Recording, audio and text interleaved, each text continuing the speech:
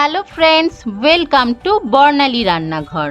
আজকের পর্বে আমি রেস্টুরেন্টের স্বাদে মশালা আলু বা মশলা আলু রেসিপি নিয়ে হাজির হয়েছি। খুবই চটজলদি এটা বানিয়ে ফেলতে পারবেন, আর ভাত, রুটি, লুচি, পরোটা সব কিছুর সাথেই ভালো লাগবে। চলুন তাহলে আজকে আমাদের মশালা আলু রেসিপিটা বানিয়ে ফেলা যাক। মশালা আলু বানানোর জন্য ব্যবহার করছি সর্ষের তেল। 5 টেবিল স্পুন সর্ষের তেল খুব ভালো করে গরম করে নিয়ে ফ্লেমটাকে লো করে দিয়ে দিলাম হাফ টিস্পুন জিরে। জিরেটাকে বেশ লাল লাল করে ভেজে নেওয়ার পরে দিয়ে দিলাম নিজের স্বাদ অনুযায়ী কাঁচা লঙ্কা কুচি। কাঁচা লঙ্কাটাকে দিয়ে 2-1 মিনিট একটু নাড়াচাড়া করে নিয়েছি। এবার এর মধ্যে আমি একটা বড় সাইজের পেঁয়াজ কুচি দিচ্ছি। রান্নাটা কিন্তু লো ফ্লেমেই হচ্ছে। লো ফ্লেমে পেঁয়াজটাকে হালকা করে একটু ফ্রাই করব, সফট করে ফ্রাই করতে হবে, কালার চেঞ্জ করার দরকার নেই। পেঁয়াজটা একটু সফট করে ফ্রাই করা হয়ে গেছে। এবার এর মধ্যে আমি দিয়ে দিচ্ছি 1 টেবিল স্পুন আদা রসুন বাটা। এখানে আদা রসুনটা সমান সমান নিয়ে আমি বেটে নিয়েছি। 1 ইঞ্চির মতো আমি আদার টুকরো নিয়েছি আর 7 কোয়া রসুন ভালো করে বেটে নিয়েছিলাম।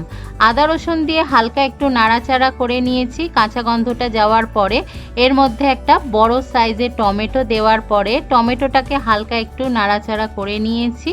এবার এর মধ্যে আমি দিয়ে দিলাম হাফ টিস্পুন হলুদ গুঁড়ো, হাফ টিস্পুন ধনে গুঁড়ো, হাফ টিস্পুন আমি লাল লঙ্কার গুঁড়ো দিলাম। নিজেদের স্বাদ অনুযায়ী লঙ্কার গুঁড়োটা ব্যবহার করবেন। আর দিয়ে দিচ্ছি হাফ টিস্পুন গরম মশলার গুঁড়ো, স্বাদ অনুযায়ী নুন দিয়ে দিচ্ছি। এই রান্নায় জিরের ব্যবহারটা কিন্তু করবেন না, তাহলে কিন্তু রান্নার ফ্লেভারটা নষ্ট হয়ে যাবে। লো ফ্লেমেই মশলাটাকে ভালো করে কষিয়ে নিতে হবে, আর মশলাটা যত ভালো কষানো হবে ততটাই টেস্টি হবে।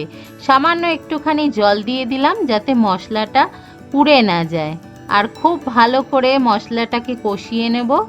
আর সেই সঙ্গে মশলা কষানোর সময় দিয়ে দিলাম 1 মুঠো ধনে পাতা কুচি, আর দিয়ে দিলাম সামান্য একটুখানি চিনি। মিষ্টি মিষ্টি হবে না, জাস্ট স্বাদের ব্যালেন্সের জন্য দিলাম।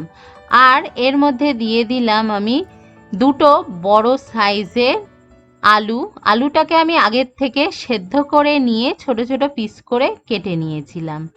আলু সেদ্ধটা যদি আগে করা থাকে চট জলদি কিন্তু এই রেসিপিটা বানিয়ে ফেলা যায়। আর দেখুন আলুটাকে আমি খুন্তি দিয়ে একটু ভেঙে ভেঙে দিচ্ছি। সব আলু ভেঙে দেব না, কিছুটা আলু একটু ভালো করে ভেঙে ভেঙে দেব। তাহলে কি হবে, ঝোলটা বেশ ঘন ঘন হবে। আর ঝোলটাকে ঘন করার জন্য ময়দা, কর্নফ্লাওয়ার বা ছাতু অনেকে ব্যবহার করেন, আর রান্নার টেস্টটা খারাপ হয়ে যায়। সেক্ষেত্রে কিছুই করার দরকার হবে না।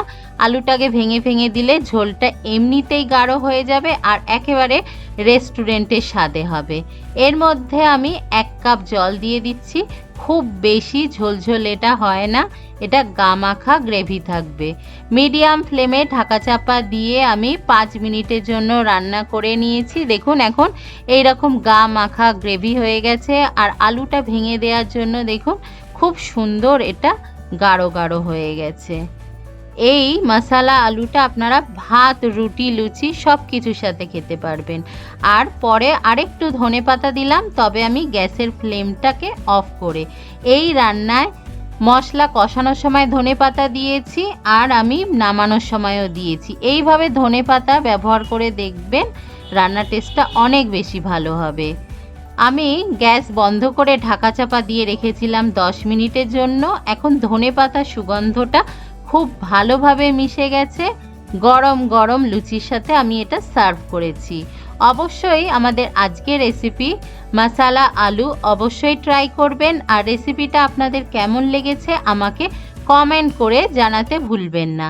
দেখা হবে আবার পরের রেসিপির সাথে। সবাই ভালো থাকবেন, ভালো খান, সুস্থ থাকুন। বাই।